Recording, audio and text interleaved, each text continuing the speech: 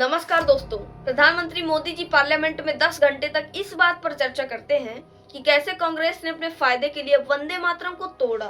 देखो, चर्चा थी वंदे मातरम पर, लेकिन मोदी जी वंदे मातरम से ज्यादा नेहरू जी की बात कर रहे थे, क्योंकि शायद बिना नेहरू जी की बात किए मोदी जी की कोई भी बात पूरी नहीं होती। और ये एक आदत है सर, ये मेरे पास एक टेबल है कि जब जब प्रधानमंत्री मोदी जी किसी भी विषय पे बोलते हैं तो पंडित नेहरू जी का नाम कितने बार लेते हैं और कांग्रेस पार्टी का नाम कितने बार लेते हैं। आपको क्या लगता है दोस्तों कि प्रधानमंत्री मोदी जी 150 साल पुराने वंदे मातरम की चर्चा आखिर कर क्यों रहे हैं?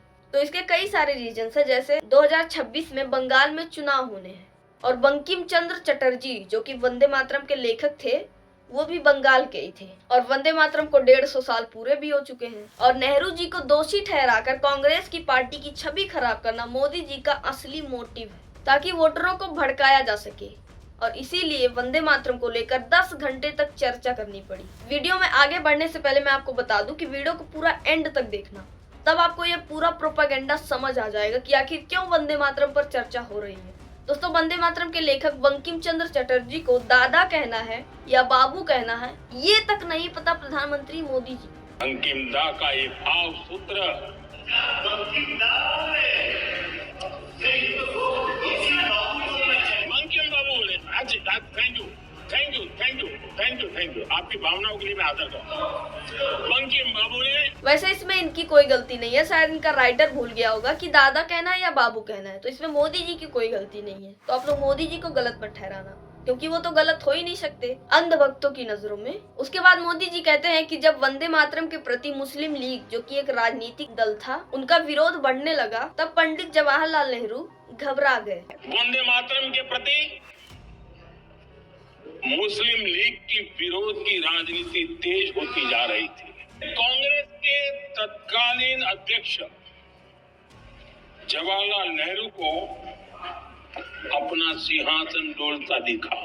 बात यहाँ पर यह है दोस्तों कि जब वंदे मातरम को बंकिम चंद्र चटर्जी ने लिखा, उनका एक उपन्यास था आनंद मठ। ये वंदे मातरम आनंद मठ का हिस्सा था, और जब ये वंदे मातरम बनाया गया, रविंद्रनाथ टैगोर ने इसको सुर और ताल दिया। रविंद्रनाथ टैगोर ने इसको 1896 में कांग्रेस के कोलकाता अधिवेशन में पहली बार गाया था, और जब उन्होंने गाया तब ये गीत बहुत ही लोकप्रिय हो गया। लोग इसको पसंद करने लगे, क्योंकि तब देश आजाद नहीं हुआ था और इस गीत में ऐसे बोल थे जो हमें एकीकृत कर रहे थे, हमें आजादी की लड़ाई लड़ने के लिए मजबूत बना रहे थे, मोटिवेशन मिल रहा था। उसके बाद 1905 में रविंद्रनाथ टैगोर और कुछ लोग मिलकर इस गाने को गाते हुए एक रैली निकालते हैं। दोस्तों, पहले इस वंदे मातरम गीत को हिंदू और मुस्लिम दोनों गाते थे, क्योंकि तब देश का विभाजन नहीं हुआ था और ये गीत आजादी के प्रति जागरूक कर रहा था लोगों को, लोगों की ताकत बन रहा था।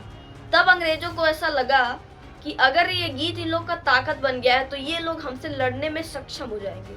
तब उसने क्या किया कि यहाँ पर हिंदू और मुस्लिम को बांटने का काम किया। तभी एक पार्टी उभर कर आई, मुस्लिम लीग। इसके प्रमुख थे मोहम्मद अली जिन्ना। उसके बाद जिन्ना ने विरोध करना शुरू किया कि हम लोग वंदे मातरम को स्वीकार नहीं करेंगे, हमारा एक ही धर्म है, इस्लाम। तो बात यहाँ पर यह है दोस्तों कि मुस्लिम वंदे मातरम का विरोध इसलिए कर रहे थे कि वंदे मातरम में कुल 6 स्टेंजा थे, जो बाकी के 4 स्टेंजा थे नीचे वाले, उसमें हिंदू धर्म की देवी और देवताओं का वर्णन था। इसीलिए मुस्लिम लोग इसको गाना नहीं चाहते थे। दोस्तों, जब लोगों का विरोध बढ़ने लगा, तब रविंद्रनाथ टैगोर ने पंडित जवाहरलाल नेहरू को एक चिट्ठी लिखा। उसमें उन्होंने लिखा कि वंदे मातरम का शुरुआती 2 स्टेंजा काफी है, जरूरी नहीं कि हम नीचे के 4 स्टेंजा भी पढ़ें। और जब रविंद्रनाथ टैगोर की चिट्ठी उनकी कमेटी तक पहुंची, तब वहां पर नेहरू जी समेत गांधी जी, सुभाष चंद्र बोस, सरदार वल्लभ भाई पटेल, राजेंद्र प्रसाद, मौलाना अबुल कलाम आजाद और भी कई सारे नेता थे, और इन सभी की सहमति से इस बात को मान लिया गया। अब आपके मन में सवाल उठ रहा होगा कि यहाँ पर मुस्लिम ने विरोध किया, इसीलिए नेहरू जी, गांधी जी सब लोग डर गए और उनकी बातों को मान लिया गया। तो बात यहाँ पर यह है दोस्तों कि सिर्फ मुस्लिम ही उसका विरोध नहीं कर रहे थे। जब ये गाना पॉपुलर हुआ, तब हिंदुओं ने सोचा कि वंदे मातरम को हम स्कूलों में प्रार्थना के रूप में गाएंगे। तो यहीं पर बात फंसी। जैसे कि स्कूलों में सभी धर्म के लोग पढ़ते हैं, हिंदू, मुस्लिम, सिख, ईसाई सभी। तो हिंदू तो इसका सपोर्ट कर रहे थे, लेकिन जो मुस्लिम है और जो ईसाई लोग हैं, वो लोग इसका विरोध कर रहे थे कि अगर ऐसा हुआ तो हम अपने बच्चों को स्कूल में नहीं भेजेंगे। सिर्फ मुस्लिमों का विरोध नहीं था, ईसाइयों का भी विरोध था। इसीलिए इसको मान लिया गया और नीचे के 4 स्टेंजा हटा दिए गए। और बात यहीं पर खत्म नहीं होती दोस्तों, उसके बाद भी मुस्लिम लीग प्रमुख जिन्ना ने इसको अस्वीकार कर दिया। उसने कहा कि मुस्लिम फिर भी वंदे मातरम को नहीं गाएंगे, चाहे इसमें कोई करेक्शन करो, काट पीट करो, फिर भी हम इसको स्वीकार नहीं करेंगे, इसको पूरी तरह खत्म कर दो। तो पंडित जवाहरलाल नेहरू ने इसको नहीं माना। उन्होंने नहीं माना कि हम वंदे मातरम को खत्म नहीं करेंगे, ये हमारी ताकत है जो हमें ताकत देती है, जो हमारे देश की सुंदरता की व्याख्या करती है। हम इसको खत्म नहीं करेंगे, चाहे तुम मानो या ना मानो। और फिर आजादी के बाद वंदे मातरम को राष्ट्रगीत का दर्जा दिया गया। तो दोस्तों ये तो था वंदे मातरम का इतिहास। अब वर्तमान में आते हैं। मोदी जी कहते हैं कि वंदे मातरम लोगों की ताकत थी, वंदे मातरम महान था। तो फिर वंदे मातरम के साथ ये इतना बड़ा विश्वासघात क्यों हुआ? वंदे मातरम की ताकत बहुत बड़ी थी। वंदे मातरम इतना महान था, जिसकी भावना इतनी महान थी, तो फिर पिछली सदी में इसके साथ इतना बड़ा अन्याय क्यों हुआ? वंदे मातरम के साथ विश्वासघात क्यों हुआ? इसलिए किया गया। अगर विश्वासघात वंदे मातरम के साथ नहीं किया जाता तो आज आप संसद में 10 घंटे तक वंदे मातरम पर चर्चा कैसे करते? इतनी सी बात समझ नहीं आती कि समानता के लिए की गई थी, ताकि देश में एकता बनी रहे, हर धर्म के लोग वंदे मातरम को गा सके। आपको क्या लगता है दोस्तों कि आखिर मोदी जी वंदे मातरम पर चर्चा क्यों कर रहे हैं? तो पहला तो मैंने बताया कि बंगाल में चुनाव है, लेकिन और भी कई सारे रीजंस हैं। देश में कई सारी समस्या आन पड़ी है और जनता का उन समस्याओं पर से ध्यान भटक सके, इसीलिए इस मुद्दे पर चर्चा किया गया कि लोग सोचे अरे वंदे मातरम को तोड़ा कांग्रेस ने, इसको वोट मत दो, कितना गलत किया, हम लोग 6 स्टेंजा पढ़ते तो हमारी देवी देवताओं का नाम होता। इसीलिए मोदी जी ने सबके दिमाग में कंफ्यूजन करने के लिए चर्चा रखा। दोस्तों पिछले 5 सालों में 65 लाख से ज्यादा बच्चे स्कूल छोड़ चुके हैं, यानी कि उनके सपनों को अंधेरे में धकेल दिया गया, लेकिन उस पर भी कोई बात नहीं। दोस्तों दिल्ली में एयर पोल्यूशन बढ़ता जा रहा है और दिल्ली की सीएम इतनी महान है कि वो कह रही हैं कि हम किसी भी इंस्ट्रूमेंट से कमरे की AQI को माप सकते हैं। AQI एक ऐसा आपका टेम्परेचर है, आपको जो किसी भी इंस्ट्रूमेंट से पता चलता है। इनको ये तक नहीं पता कि AQI होता क्या है, इसको टेम्परेचर बता रही हैं।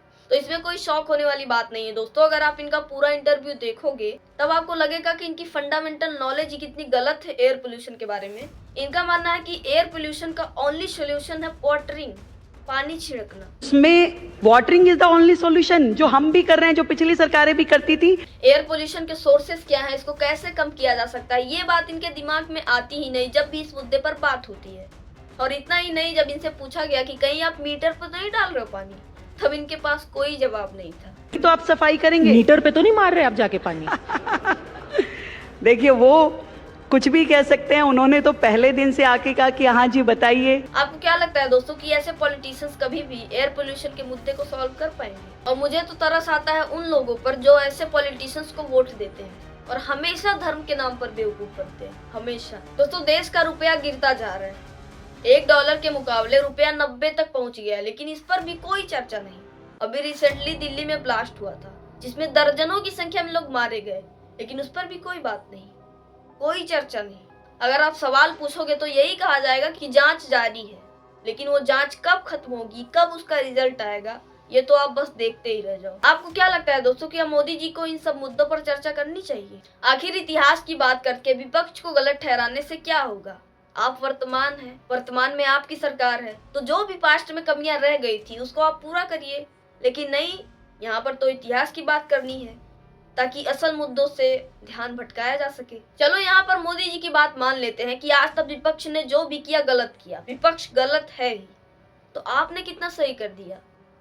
आपका ही ऐसा राज है जिसमें किसान, बेरोजगार, शिक्षक, महिलाएं सबने लाठी खाई। माना कि आपने भारत को आत्मनिर्भर बना दिया, आपने स्पेस टेक्नोलॉजी से सड़क बनाई, चंद्रयान 3 लॉन्च किया, digital India, skill India, make in India, made in India सब कुछ चलाया, लेकिन क्या ये सब सरकारी संपत्ति को बेचकर करना सही था?